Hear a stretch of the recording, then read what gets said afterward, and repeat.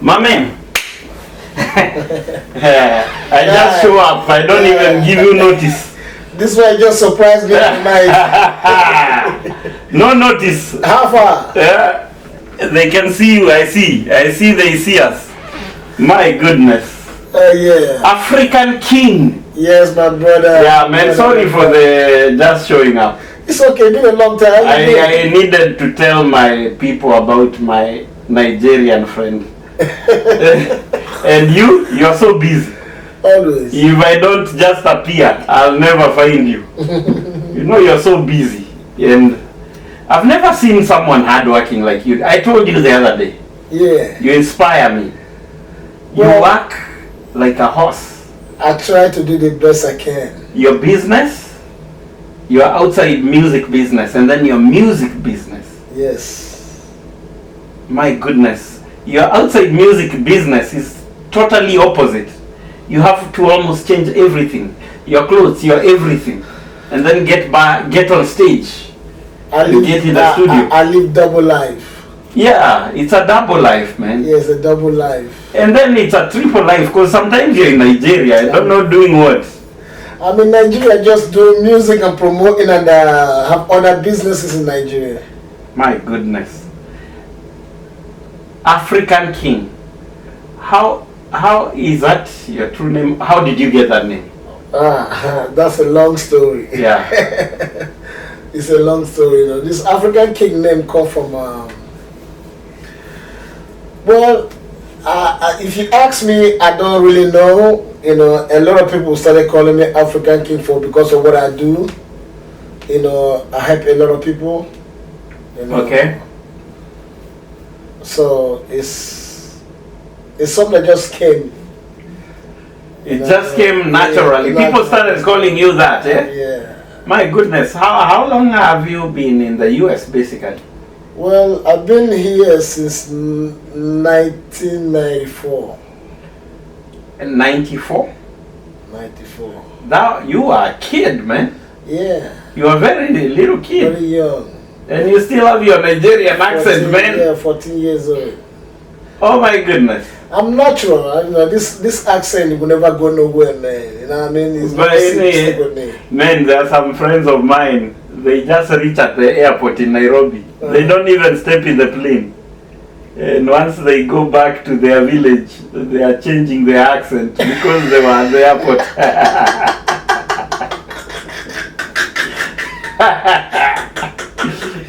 You've been here since 1994. I went to Nigeria, so I try to dress like as if I live in Nigeria. Yeah. So I'm walking around in Nigeria. One of the guys come to me say, how far? Yeah.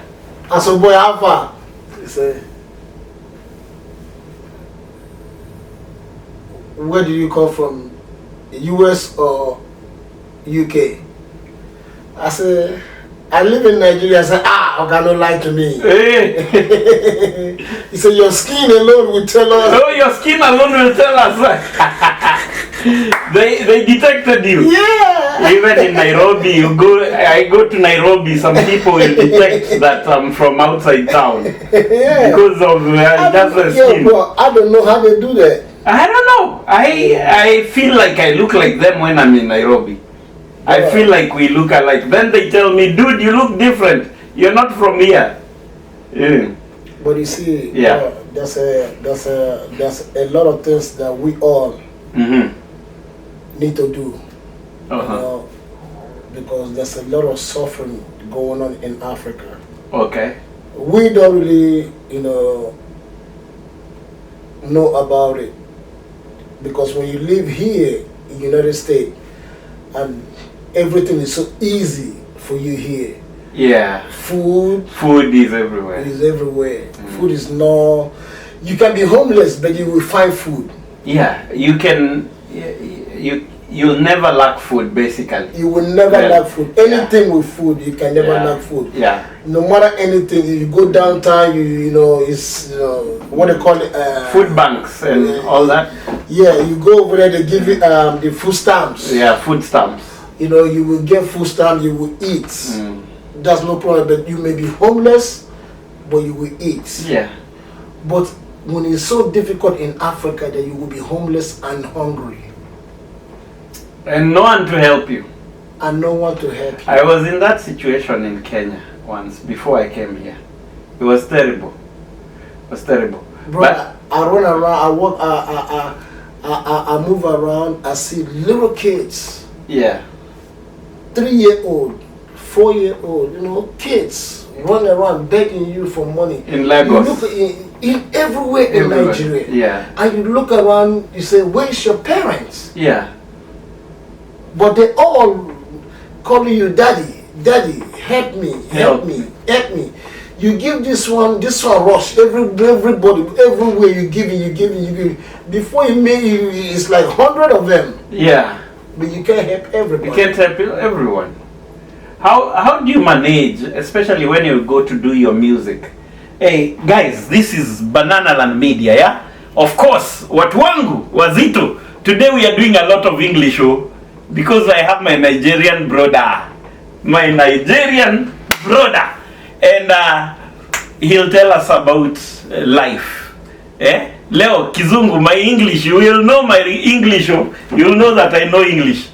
So let's welcome our brother, African King. This is Banana Land Media with Good People Society. Karibuni watu wangu. Yes, let's continue. So a lot of us in here, Africans here in United States. Yeah. And you know, for some reason, you know, it might take them 10 years to go back to Africa. It might take them 15 years to go back to Africa. For example, like me, it took me 24 years. To go back to Africa? To go back to Africa. How did that happen? How did you end up spending 24 years? Because I was young and stupid. When I say young and stupid in a way that I say, you know, it's just like me, I can tell you. I made a lot of mistakes in life. Like me. You know, that's I'm not proud of today. Okay. You know, but everything happens. Yeah. For you to learn. Yeah. And if you learn and go back to the same mistake, then it's meant to be for you to be a useless idiot. Yes, yes. You know, excuse my language. Yeah. Oh, that's okay. Yeah, but it is what it is, because some people will get locked up and they will be like asking God, if you allow me to come out and make me this, I will be the good man, I will be this, I will be this, and as soon as they come out, give them 2-3 months to go back to the same situation. Were you locked up? Were you locked up? Yeah. Have you ever been locked up in the US? Yes, I've been locked up. You know. What happened? It's a lot of long story. So like I said to you, I made a lot of mistakes in life. A lot of mistakes, yeah. And a lot of mistakes in life that it's not something we can talk about here. But how did you get out of it? You know, because you bounced back so well.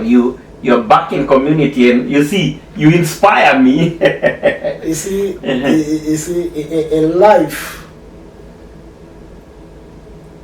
when you do some certain things in life, you do good, you do bad in life, which we all do. Yes. We all do good, we all do bad. But you as a human being,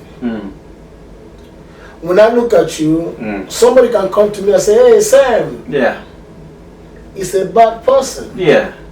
But now I have to weigh Sam. Have Sam ever done anything to me? Yeah. You understand? So now I will weigh Sam, the good Sam have done and the bad Sam have done. If your good way more than your bad, you know, people will come out, you know, and support. Brother, immigration picked me up. Oof. Okay. I was there locked up for 3 months. Oh, 3 months. 3 months. But That is why we have a good community in Nigeria community in Raleigh. Okay. In North Carolina. Yeah. We have very strong Nigerian community in Nigeria. That we all always look out for each other. No matter anything, we always look out for each other. You understand? Yes. And that's why I love my people. I love my people for that. Yes. They stood for you. They stood for me. Community is very important. Very important. Like I said to everybody, always find your people. Because a lot of people, even in my Kenyan community, there are people that we end up fundraising because their family members died, and the only time we see them for the first time is when we fundraise for them, and then after that they disappear. It's not fair, man. It's not fair, Yeah. but you see, at the same time, you need to understand this America. Yeah. It's not everybody have it like the way you have it. Okay. Okay. You see, a lot of people come, they come from Africa down here, and our people back home, they say, oh, he lives in America, he got the money. Yeah. But they don't understand. It's not Yeah. everybody that live in America Has the the money. Yeah. Not You everyone. understand? If you working at the gas station making $350 a week, You don't have money. you don't have no money. That's just survival. Because guess what, brother? You gotta pay your bills here before you even think about people in Africa. I know. And 350, what will that do? Yeah. Think about your gas money. Are there people who make 350 a week today? Brother, Oh my are God. you crazy? Oh my God. There's some people that make $350 and go home less than $350 because they have to pay taxes. My goodness. I thought that was over. That's what you think. My goodness. I think, yeah, if I think deep, I think there are people who make that. Yeah. And they must do 2 jobs to That's survive. the day you can find 2 jobs. My goodness. So that's why, when I look at people say, oh, you live in America, you got the money. No. It's not everybody that live in America. Even somebody asked me one time, he said, is there any homeless people in America? I said, yeah, I was homeless at one time. So, I told them about me being homeless one time. But please, share with me. How did you end up homeless? Oh. African King. You see, when I came into US, it's a long story. When I came into US, I went to meet my uncle in New York. So I was there 3 or 4 months. My uncle got deported. Okay. So I haven't even get settled. My God. How old were you? 14, 15. Oh my God. Okay. I end up on the street in New York. I was sleeping in the train. So no one was to take care of you after that? No one? Oh my God. Bro, I was sleeping in the train. And I took 2 As a teenager? Yeah, and I took 2 of my teammates with me to New York. But anyway, I came into US as a soccer player. Oh. With Nigeria, I came into Nigeria to play under 17 in Atlanta. Oh. What a story. And then So after that, so they refused to pay me my money, so I said I'm not going back. yeah. So my uncle sent me a ticket, I have to go to New York. But anyway, that's a story. So my uncle got deported, so I end up homeless in New York. So I was sleeping in the train from... How long? Man, I slept in the train for 1.5 years. A year and a half. Yeah. Not 1 week. 1.5 years. You see, I brag here with my Kenyan that I slept in my car for 6 weeks, for 6 months. Yeah. And I slept deliberately. I had a gym membership, I could shower, and I had money to eat. I needed just to save money. That's why I slept in the car.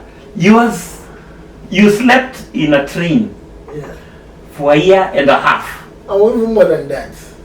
How did you survive? I was this close I was this close to call the immigration to come pick me up. Ah, yourself. Tell them, please. Come pick me and send me home, please. Yeah, bro. How did you survive? What? You looked for jobs? No. You begged? No, you might remember that I came in to play soccer. Yeah. So, and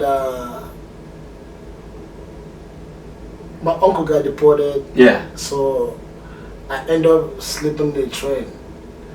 So, I run into a guy, a Jamaican guy, sleeping in the train too. Ah. A young guy like me.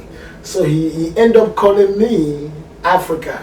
Yeah. So, I call him Jamaican. Uh-huh. So we become friends. Yes. So when he's sleeping in the train, when he's sleeping, I'm up looking out for the police. Yes, yes. You're not supposed to be sleeping. You have to. Oh, you have to look out for each other. Yeah. So when he's sleeping, I'm up. When I'm sleeping, he's up. Yeah. That way, if the police come, you wake him up. Yeah. Uh-huh. So now we end up one day in the train. The train goes from Manhattan to Queens. Yes. And come back around. Sometimes we get off on Jamaican Avenue. Sometimes we get off on Brooklyn, St. John's by Utica, and stuff like that. We just keep on, on the street. Yes. Begging money to eat. Yeah. Go to McDonald's to clean up, Yes. Wash our armpit and wash clothes and stuff. Yes. Yeah. So one day we were driving and we were looking at it in the train. So we saw some kids playing soccer. Yeah. So my boy said, I said, let's stop. We stopped. We went over there. So I saw these kids playing. They're under 19. Yes. Playing. So I started laughing. Because they were so bad. Yeah, I said, I was 15, 16 years old then. But the 19 years, I started laughing. I said, these kids are big. So the coach said, yeah, they're 19 years old. Yes. Oh, okay, because, yes. I said, they're 19 years old kids. I said, they play like that? Yeah. He goes, you can play better than them? Yeah. I said, yeah. I can play better than them. He said, you have your shoes? I said, no. He asked one of the kids to give me soccer shoes. Bro, I destroyed all of them. Wow. Scoring goals like crazy. Yeah. I finished taking my shoes, take the shoes out, give them the shoes back, tell the guy Jamaica, say, let's go. The coach started chasing me, say, yo, come. Where are you going? I said, I'm leaving. He said, no, what's your name? I tell him, I say, I'm not, I don't want to play soccer right now because my mind is not ready to play soccer because at the moment I'm homeless. You know what I mean? Yes. He said, no, I will do anything to it. I said, no. So I left. He gave me his card. Yeah. So we left. So me and Jamaica were in the train one day just hungry as crazy. He said, call the coach. So I called the number. Yeah. The coach answered the phone and he was so excited. Yes. To hear from me. So he was a coach at he was a teacher at New York University of New York. Yes. So his name, as I'm still looking for him up to today, his name is Ian Williams. If you know, you guys in New York, if you know Ian Williams, a lecturer. Ian Williams, he's from Trinidad. Oh, from Trinidad. From Trinidad. If you know them, please hit me up. I'm still looking for him up to today. So I called him. He said, where are you at? I said, I'm in the train. He said, where are you going? I said, nowhere. I'm just driving. He said, you just in the train, don't know where. I said, because I don't have nowhere to go. I'm homeless. He said, stop at the next train. I stopped at the next train, stop station. He came and picked me and your friend up and take us to his house. And he's still in school at that moment. Yeah. Take us to his house, leave us right there, go back to school. Oh, you ate everything. Brother, was me and Jamaica will look around. You have 3 kids. Yeah. The kids, their clothes is all over the place on the ground. Like people rushing to go to school. To go to school, yes. They leave everything. So me and Jamaica went to work. pick up everything, fold everything, do laundry, keep everything, clean up everything, do dishes, everything done. Yeah. So the wife came home, Uh-huh. opened the door, look at the place clean, and saw she run back outside. Looking boy. Yeah, she got the husband. The husband said, "Oh, that's Chica, the guy I've been telling you." Like that. Yeah. The wife came back in. That's how, you know, I stayed at their house for like 6 months. Okay. You know. Okay. They find me a job. I was really? working and play for the team. Yes. So until I came to Raleigh, they are the one that brought me the team called Brooklyn Italians. Brooklyn Italians. It's the Italian team. My goodness. It's the kids that grew up, that were born in Italy. No, that were born in Brooklyn. In Brooklyn. But the Italian kids. Oh, Italian kids. Yeah, so the team called Brooklyn Italians. So I play for them. And he was the coach. He was the coach. Yeah. Okay. Yeah.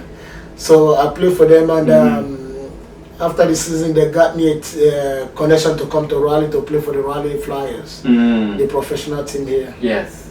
And that's how I ended up in Raleigh. Wow.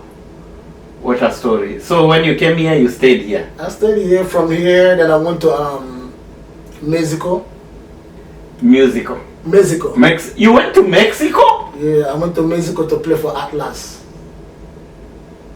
Okay. At that point, or did you have your papers? Because going to Mexico is a problem. Yeah, I have a green card. Okay, at that time. Yeah. Okay. I always have green card. Okay, I see. So you did not have to survive and struggle looking for a green card. Yeah. That's good. I have a green card. Yeah. Then I went to Mexico. I stayed in Mexico for 8 months. Okay. I played there for 8 months, and I came back to Raleigh. So from Raleigh, I went to Russia. You went to Russia? Okay. I went to Dynamo in Russia. And played soccer there? Yeah. For how long? I was there for a year. You know, I'm getting to know you right now. I've never done all this. You're surprising me. I was there for Belarus for about a year. I was there playing for like a year, bro. This cold. Cold. Yeah. So my manager then, I told my manager, say, I can't take this cold. Yeah. My dread. Yeah. When I want to go out to practice, I shake my dread fall on the ground, frozen, breaking. Breaking. Off from ice. My God. And I will be in the sauna. Where the team is warming up outside in the cold because I can't take the cold. You're not used to it. I'm in the sauna. Oh my God. So I'm sure now you understand the case of Russia and Ukraine better. Oh yeah. We won't talk it so much here, but I know then you know the behind the. We might be saying, oh, Russia is bad, Ukraine is bad, but you know better stories. But let me tell you something in this world, right? Yeah. In this world we live in, what you need to understand is, it's like people saying, oh, America have the most beautiful girl. Yes.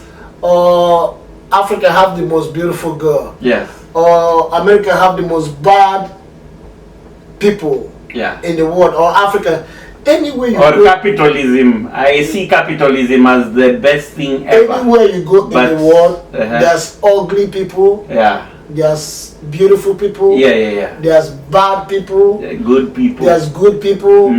Anywhere you go in the world. So you went there and you experienced all that. And how is life with no capitalism? How is it? Are people happy? Bro, back then and now it's two different things. Okay. So, it's different. For me, I went over there. I was there for 3 months without seeing one black person. Oh my God. Bro, my translator took me out to this festival. Yeah. I went out there. Everybody I see is white people. Do they like the skin? I'm coming to that story. Okay. I'm rushing you. Stop rushing you. So, yeah. I was there in this festival. Everywhere I go. For the past 2-3 months I've been in the city, I haven't seen one black. I know. In Russia. So my translator took me to the festival. So we're just at the festival, you know, we're just talking, buying some things, looking, you know. It looked like my eye just spot a black person. So you spotted one. I'm looking, I tell my translator, I think I just saw a black person because it was too much. Yes. So I think I just saw a black person. He said, wait, so me ain't looking. I just saw the guy just saw me, and the guy just started walking straight to me. And walking straight to me. We got to him, he hugged me, I hugged him. But now, you know the messed up part of it? Oh, what's it? He speak French, I speak English. Our colonizers did not do good to us, man. They did not do us good. Right. He was speaking French, I was speaking English. We don't understand each other. But guess what? But forget about the language. Yeah. But the smile in his face and the smile in my face tells that, you know, I'm happy to see you. I'm happy to see you no matter what. It's a crazy thing, man. But anything you do in life is all about, you know, thank God. Yeah. You know, that we're here because, you know, every day in life, we need to thank God. You know, because there are some people that go to sleep, don't wake up the next day. They don't. You understand? Yeah. And there's some people in the hospital today fighting for their life, and me and you sitting right here having an interview. Very true, very you know true. What I'm saying? Yes. There's some people in the hospital today asking God, please, if I can go back on the street to do what I used to do just for one day. One day. Yes, very true. And me and you here. We are here, breathing and healthy. So we always got to thank God for life. And you know, I listen to your music, and especially there is that Monday to working hard music, about doing If not work, I go work. Forward thing, I go chop. Not joke chop. Better life, I go work. Forward thing, I go chop. Better life, I go hard. What thing, I go talk. Yes. Hey. African King style. Yes. By the way, your channel is African King, eh? African King. Before even go African King Productions. African King Productions. Guys, please, once you're done watching this, make sure you actually you can even pause, go subscribe, and then go on with this interview. Okay, please, tafadhali, go subscribe. You'll find his music there. But give us the story about your music. Did you start loving music when you were 14, when you were 10? When did you even start recording? Tell us all that. Well, I started as in a church choir. Your stories are super interesting. I started as in the church, man, as in the choir, man. You know, you keep surprising me. You know, a lot of people look at me, they say, oh, that guy is a bad guy. Say, he's a tough guy, he's a bad guy. That's how I used to see you. They don't know me. Yeah. Like, you know, I'm a soft guy, like, you know, but don't mess with me. Yes. If you start it, I'm going to finish it. You're going to finish it. But if you come with peace, I'll give you peace. I give peace. But if you come for war, I'll give you double war. Yeah, the first time I was talking to you, you know, my music, I used to do, I do mostly gospel music. Yeah. And I used to listen to your music.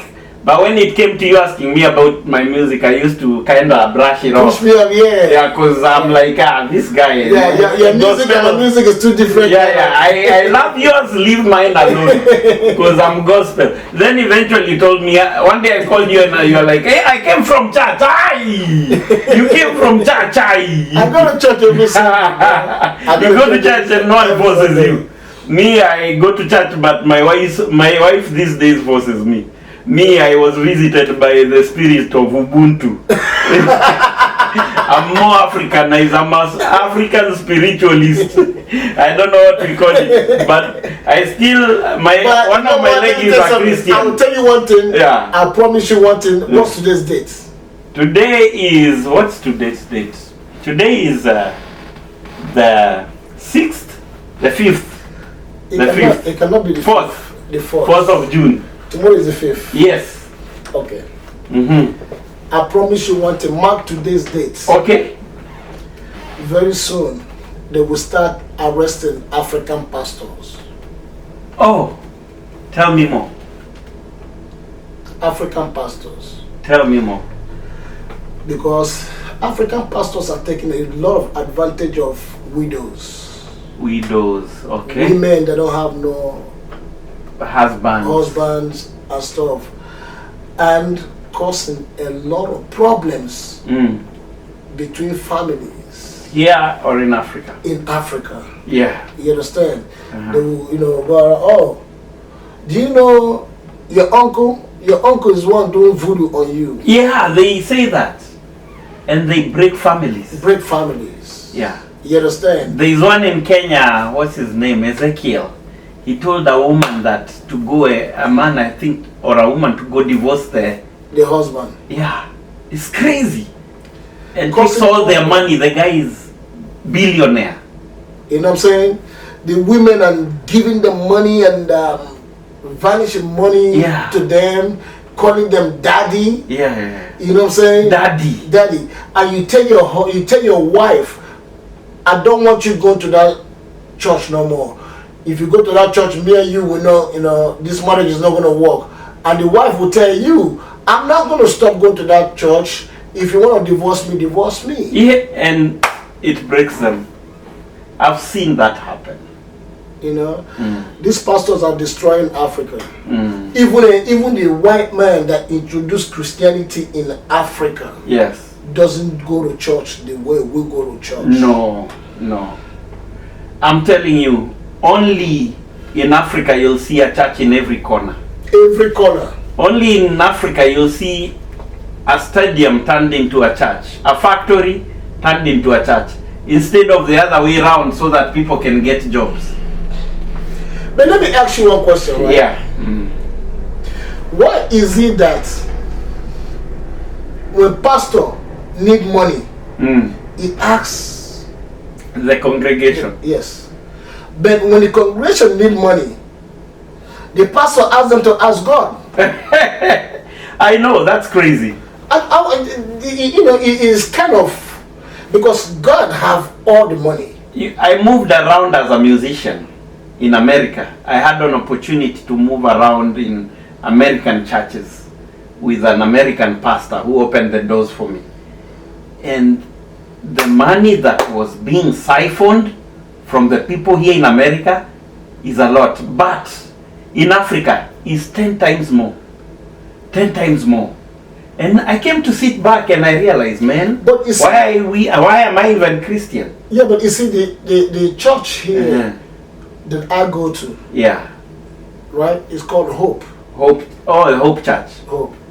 Is that the one in Durham? No, I go to the one here in Raleigh here. Oh, okay. Just yes, got you. So that church I go to, I've been going there for almost 2 years. Yeah. Not even one day I've ever seen them pass plates around to give money offering. Is at your own will. Their website, if you want to go. Donate, you donate. They don't pass no plates around.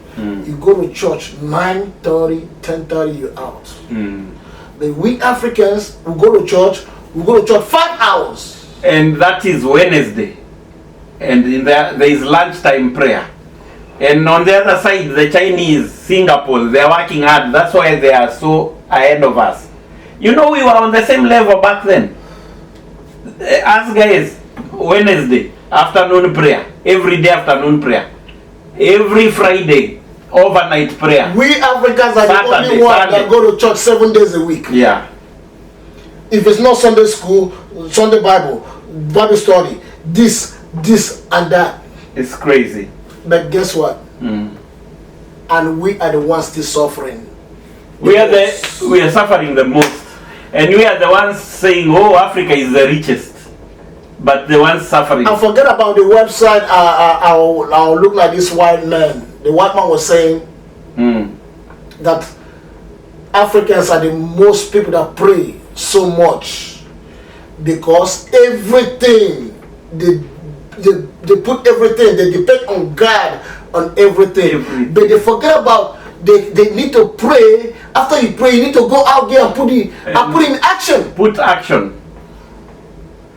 To get what you want. Yeah. Because you cannot finish praying and go back and lay down on your bed and expect God to throw you. But tell me, why Africans? Why are we manipulated like this? Why have the Western ways of things? You know, this thing about it came from the back then, those big American pastors, preachers, anointing oil. It came from here and it came to Nigeria and into Kenya, and now it's a sickness in Africa.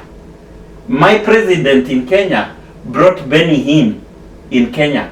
They spent millions and millions and millions of shillings. Brought Benny Hinn in a stadium in Kenya. My president, with government money.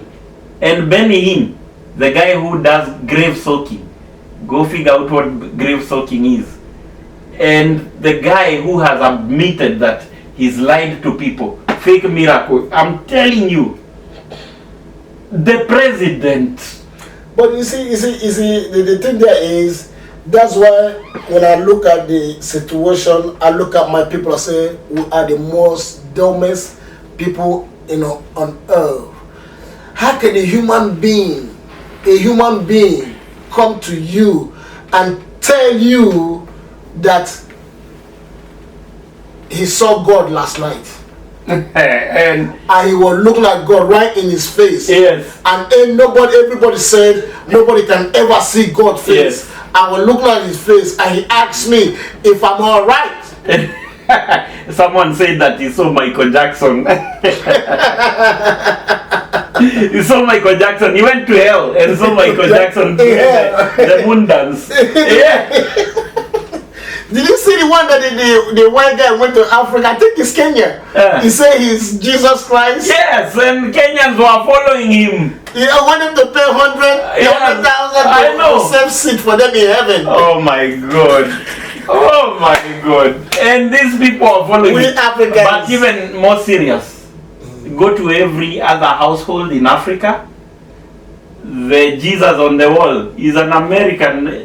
Is the child of one of the Napoleon back in the days. Blue eyes. They are European, and is in every household. You see, for me, I don't look at the picture.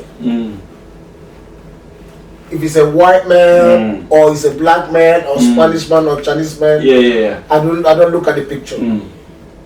When I pray to God, I pray to God.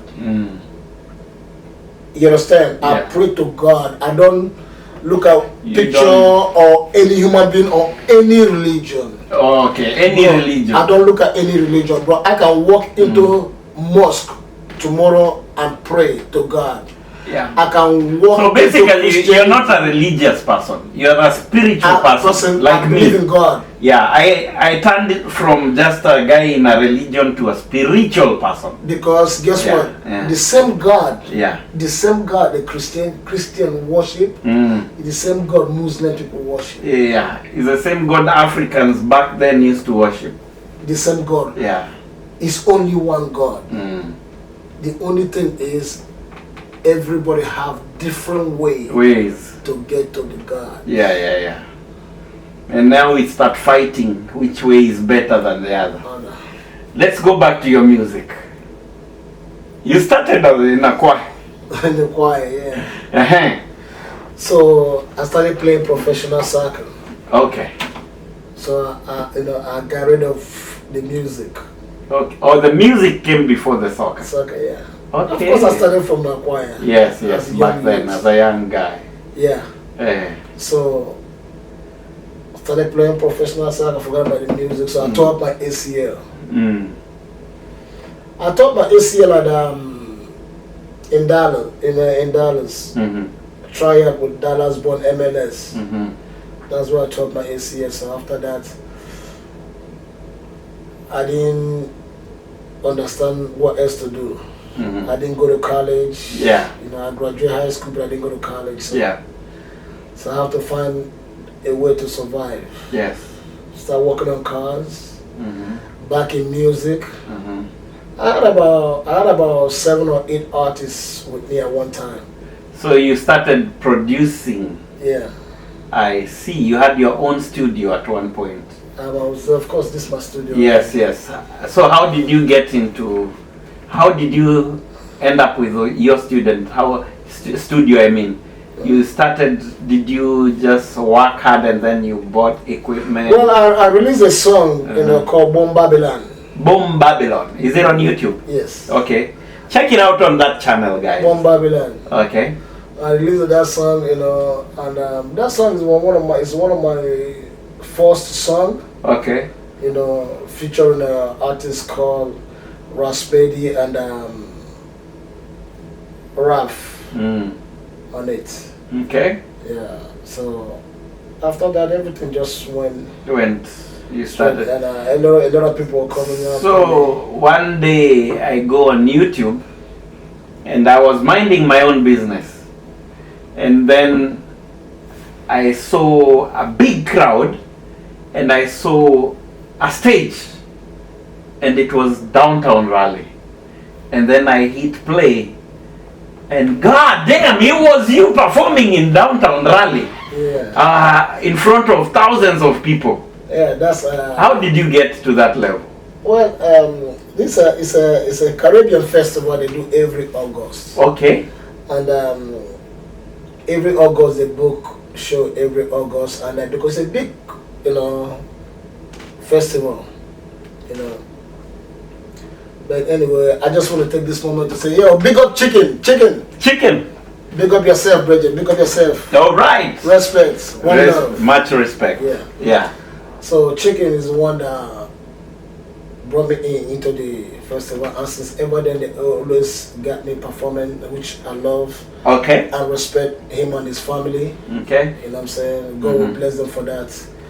But anyway, so that's what everything. Okay. Yeah. Wow. So, have you ever been full-time, or how is the music industry? How can someone survive with music alone? I tried for 3 years and it didn't work for me. Somebody can survive by music alone, but you have to have the resources and everything to go with it, because doing music, you can say you do music, if you don't have the money to support music, it's a different situation. Okay. You know what I'm saying? Because it's just like people signing contract with other companies that invest their money on them. They have the money to push, but if you don't have the money to push, you're still going to be around that. You need money to push. You need money to push your music. Music need money. Really? To push.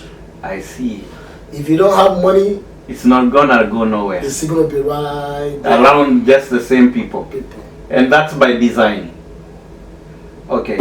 I don't mean to take you back to Russia, but you did not tell me if Russia you experienced any kind of racism. But let me tell you something. That Russia is the most racist place in the world for me.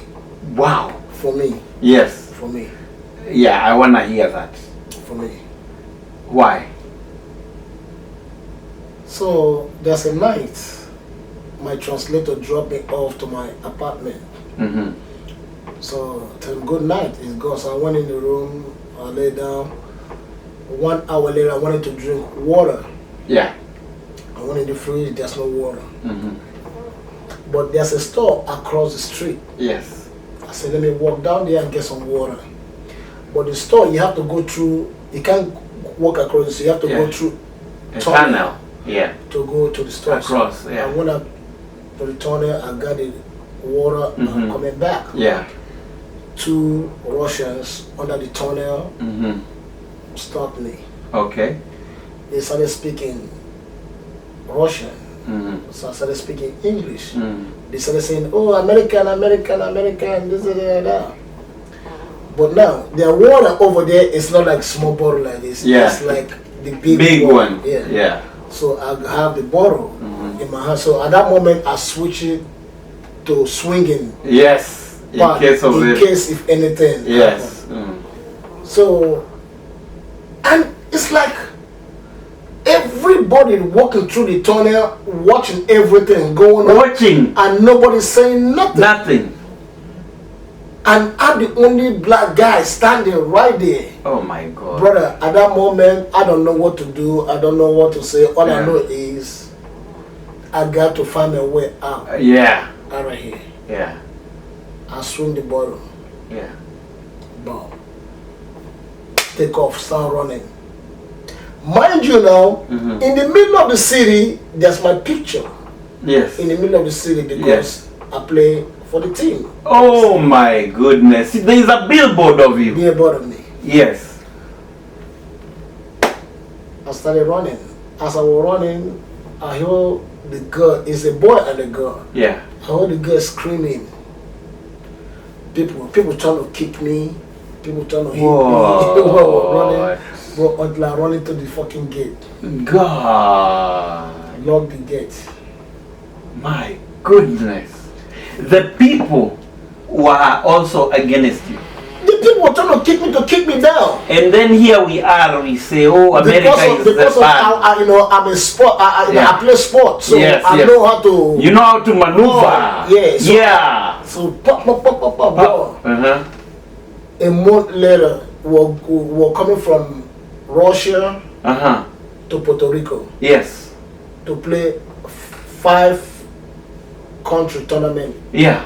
In Puerto Rico. So while we're coming from Puerto Rico, I already have my mind that when I get to New York, I'm gone. Yes. But my manager lives in New York, so I told my manager that I don't want to be in Russia no more. Yeah. So I need to get back to US. Yes. So my manager know that if I get to New York, I'm gone. You're gone. So he tell them over there not to allow me to get my bag in New York. Oh my God. So they check my bag from Russia straight to Puerto Rico. Oh my goodness. So when they checked my bag straight to Puerto Rico, so when I got to New York, everybody got their bag in New York, but my bag, they said, oh, your bag is in Puerto Rico. So I went to Puerto Rico, my shit was in Puerto Rico. You had to go to Puerto Rico? Yeah. So I stayed there, I played the tournament. After the tournament, so we're coming back, so they wanted that was entrapment. Yeah. Yes. So when we're coming back, they wanted to check my bag from Puerto Rico straight to Russia. I went straight to I have my own bag and everybody checking their bag, bag. Yeah. The team manager keep on telling me, say, yo, give me your bag. Give me your bag. I said, no, I will check my bag. I will check my bag. Got in there, tell the lady, say, I want to check my bag to New York. Yeah. I want to get my bag in New York. New York, yeah. She said, okay. So the team manager went back and asked the lady, what did I say? The lady said, I said, I want to get my bag. The team manager said, no, take it back to Russia. So I heard this, I went back over there, I told the lady, say, it's my bag. Yeah, I need it in New York. Yeah. Because there's something in New York I need to give to somebody in New York. Yes. They got to New York, I got my shit. I was gone. Gone. He wanted you to get stuck in Russia. Bruh. They can make money off of you. I'm playing. They'll kill you. The reason why I went over there to Russia is because of they have 2 games. Yes. To make it to championship. Yes. European championship. Yes. You know, so I went over there and they lost the 2 games. So what am I doing there anymore? Yeah. I gotta get back to US because I don't want to be here no more. You don't want to be here. One, this is why racist. Yes. It's bad. It's bad. Oh my God, that's so bad. It's not something. I wanted to hear so much from the horse's mouth. Now you guys are hearing. We usually say, oh, America. America is a good place. Good place. Good place. Yeah. Very good place. Oh my God. Here in America you can see black, white, Spanish, Indian, Chinese. And you can fight racism. You can fight racism. Russia. You win. They will finish. Tell me, how about Mexico? Mexico is not that bad because they're very close to us, to us, to the lifestyle. Yeah. Yeah. They're very close to us in Mexico. Yeah. Mexico is nice. You just have to know your rules. You know where to go. Yes.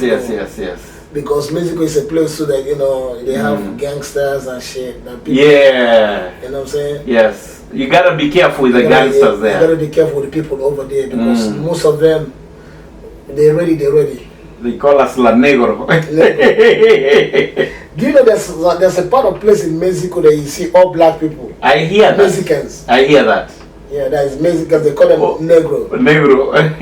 Oh my goodness. What's your latest song? My latest song right now that is hitting right now is called Walk. Walk, yeah, it's the one that I like. Yeah, Walk. Yes. Yeah, but I released Fear No Man before Walk. It's not that, then this Hate the Dissenter. No. And then Coachella. No, that's Coachella. Yeah. Guys, you need to go check the music.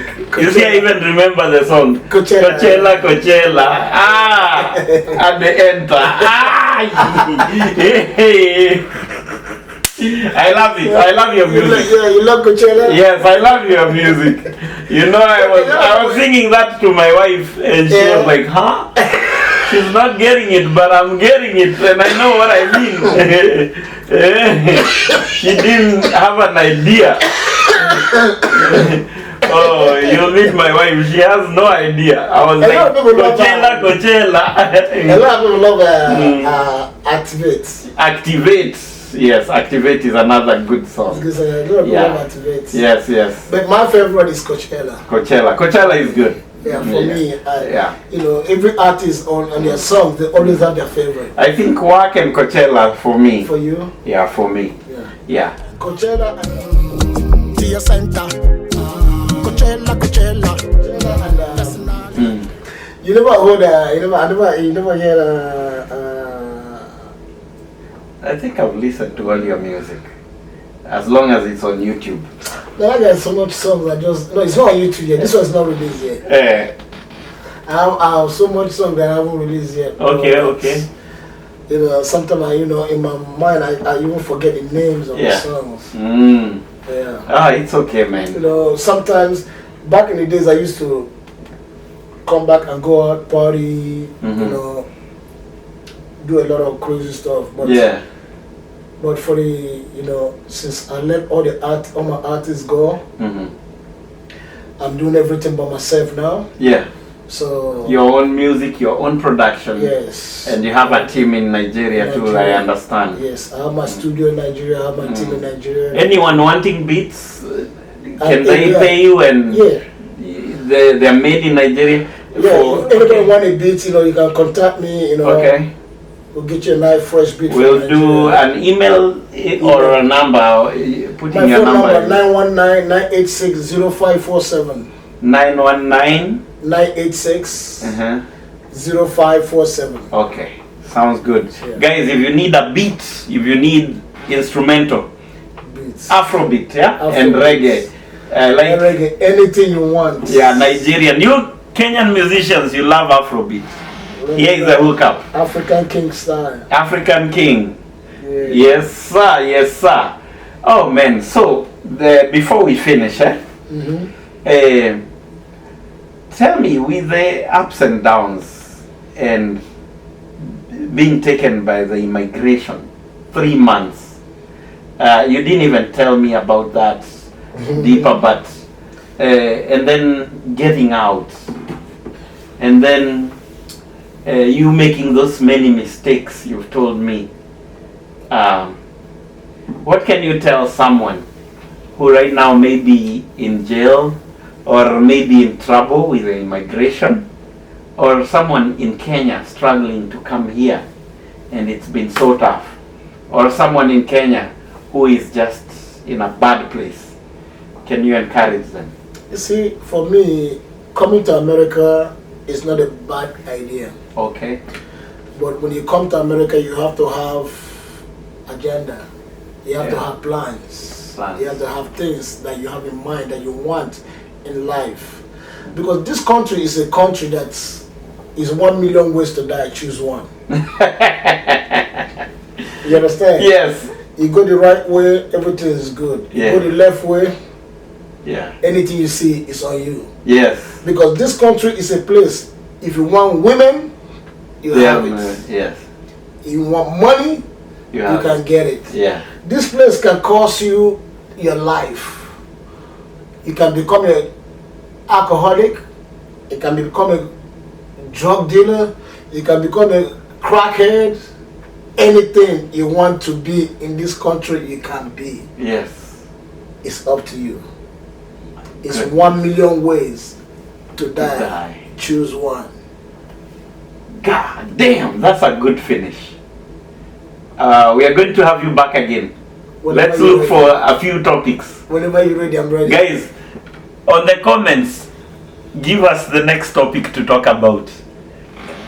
You said you want us to come here multiple times. Because I'm open for any question. Yes. Write them down. Write them down. Let's do it. Yeah, and when you write them at African King. Yeah, address the questions to him. To me. And please don't do that if you have not subscribed to his channel and listen to the music. African King Productions, because I don't fear no man. No fear no man. Yeah, I love that. There's a place in the song you say. Don't tell them say we dey kankwe, we no fear any man with the ground, but it's all about the bread. Anytime we walk and pray, we dey pray, it's all about the bread. Anytime we walk and pray, we dey pray, make we high pastor. It like Okoroko. Yeah, man, it's African King. Okoroko. Yeah. Thank you. Always. You just gave me gold, my man. big brother. How you doing, man? I love you, man. You know. Thank you, man. Always. Thank you. Whenever you're ready, I'm ready for you. All right, man. You just surprised me tonight. Even though coming. I caught you off guard, man. Thank you. Always. Yeah, guys, this is Banana Land Media with Good People Society. Banana. Yes. Yeah. Because Banana style. Yes, yes. That's so we they do. I'm not the fear. We not the fear no man. That's so we there. So nobody they craze. If anything come, we'll carry and go. Nobody will start and we'll finish them. Yeah. You finished it. We are done.